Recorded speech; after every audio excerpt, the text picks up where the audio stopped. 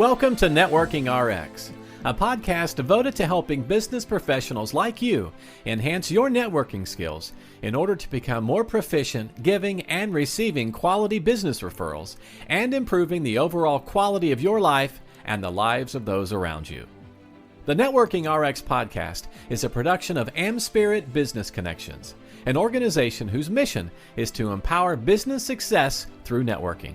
Welcome back for another episode. This is Frank Agin, founder and president of AmSpirit Business Connections. Thanks for tuning in. If you tuned in last week, when you tuned in for my last discussion, I know there's been a couple interviews that have intervened in between here, but the last time it was me talking. It was episode 446, and the title of the episode is Picky Picky is Icky for Building a Great Network. And essentially in that particular episode, what I did was I made a case for being open-minded when you interact with people as a means of growing a great network. And essentially what I did was I worked through some quick math and said, you know what, if 1 in 4 people you talk to becomes a great portion of your network, that sounds great on the surface, but if you've only talked to 4 people, the fact that you have a 25% conversion rate, really you're not really hitting your objective of adding great people to your network. And what I advocated in that episode, and again you can go back and listen to it. It's a shorter episode. What I advocated in that episode, is essentially that if you are more open-minded with respect to meeting people, in other words, instead of taking all your time and putting it into just vetting individuals and trying to make sure that they're potentially a great relationship, and put that time into actually talking with people and determining whether they could be a great relationship or not, you would be much better off. And I use the example that if you increase the number of people you talk to tenfold, going from 4 to 40, but your conversion rate of finding great people is only 10%, it goes down from 25% to 10%, you're still way better off because you've had the opportunity to meet all these other people. You have found 4 great people, and the 36 people that you didn't necessarily connect with for whatever reason, and you're going to have that, that 36 people could be good people for somebody else. So it's never a total waste. You're going to spend time one way or the other. You're going to spend time talking to people, or you're going to spend time being selective. So that was last episode. And the reason I wanted to kind of touch on that is because today's episode, which I called Stop Picking Up Any Old Rock, tends to contradict that, but it doesn't. And what I talk about, I talk about this subject, I start out by saying gold miners just didn't stuff their sacks with any old rock. They were selective, choosing, the rocks that they perceived to have value. And that makes sense, right? You're just not, as a miner, and rocks are heavy, right? You're not just going to load a bag and carry it back and do whatever you do. Obviously, I'm not talking about panning for gold. That's a whole nother conversation. But what I'm driving at is using mining as a metaphor for working networking events. And working networking events is entirely different, and that's where I draw the distinction between what I talked about last week and being open to meeting new people and working networking events. But I use mining as a metaphor for working networking events, and essentially that, to effectively mine a networking event, you need to kind of operate the same way gold miners do. Focus on the value of each connection rather than on the quantity in the room. So in other words, you're in a room of 100 people. It's not your objective to meet all 100 people. In fact, it makes me think of a commentary that Berta Medina shared with me. Actually, it's in one of her books as well. She says when she goes to a networking event and there are 5 people there, she'll bring 5 cards.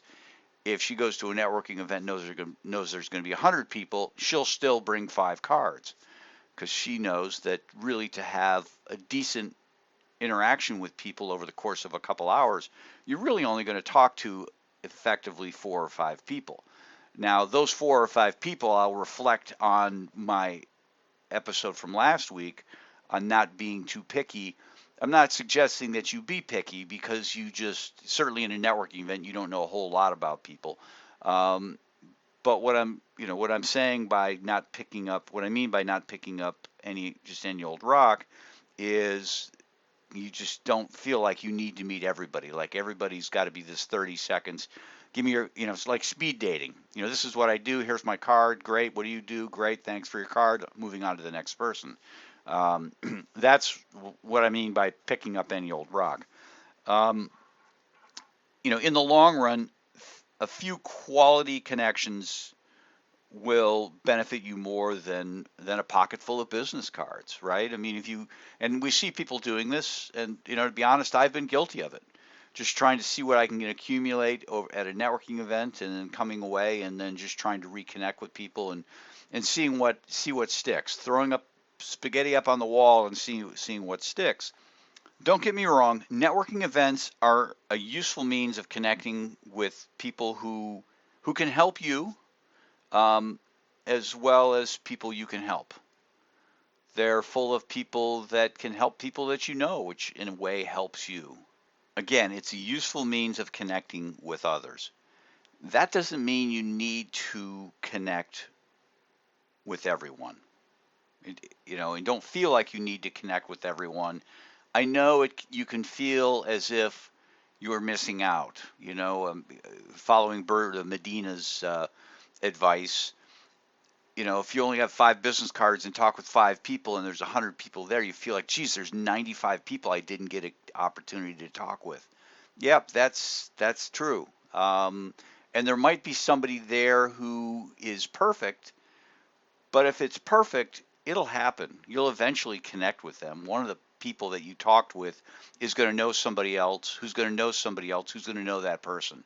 If it's going to happen, it'll happen. It doesn't necessarily need to happen in that moment, in that event. And if you're going to argue to me, well, I need to make quota by the end of the month, I contend that networking is really a long-term thing. It's not about meeting your quota at the end of the month. If you want to meet your quota at the end of this month, you should have started 12 months ago with respect to your networking. And networking is kind of build the foundation, so it makes it easier down the line to build your quota month after month after month.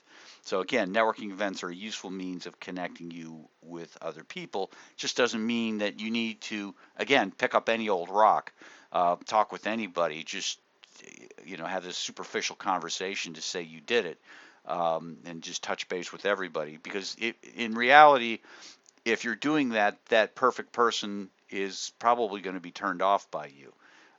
Or at the very least, if they're not turned off, you're not going to find what it is that makes them great for you in a quick little conversation. But here's the reality, is that any gathering of people, okay, a party, trade show, after hours event, can be a networking event. And so you need to kind of mind these things wisely to expand your base of connections. From there you can build relationships.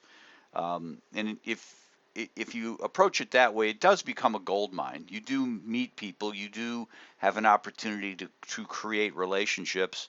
And just consider these people, again, reflecting back onto what I said last week, consider these people part of being open-minded. Okay, I'm going to have 5 conversations with 5 people here that are going to be interesting. I'm going to be interested in them. I'm going to learn about them. Some of them aren't going to work out. If it's 1 in 10, every 2 networking events, if you're talking to 5 people, every 2 networking events, you're going to find one really great person. And that's really pretty good if you stop and think about it. But what's not good is trying to meet everybody. Basically picking up any old rock and putting it in your bag, handing your business cards out, getting a business card from somebody else. It doesn't work long term.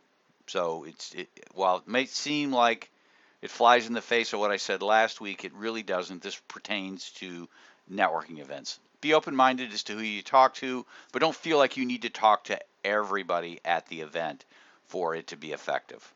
Again, following the advice of Berta Medina, if there's 5 people in the room or 5 people at an event, bring 5 business cards. If you think there's going to be 100, bring 5 business cards. You don't need to have any more than that over the course of a couple hours. In fact, I've bought a business card holder. It only holds about 6 or 7 business cards.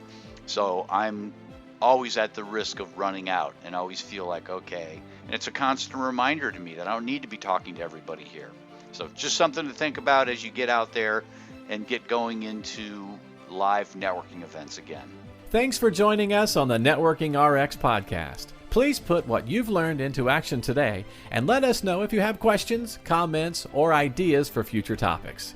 You can email them to us at podcast@amspirit.com. That's AmSpirit.com. Finally, so you never miss an episode, be sure to subscribe to the Networking RX podcast through iTunes, Overcast, or however you receive your podcasts. Now get out and network with someone. The Networking RX podcast is the copyright production of AmSpirit Business Connection. All rights reserved.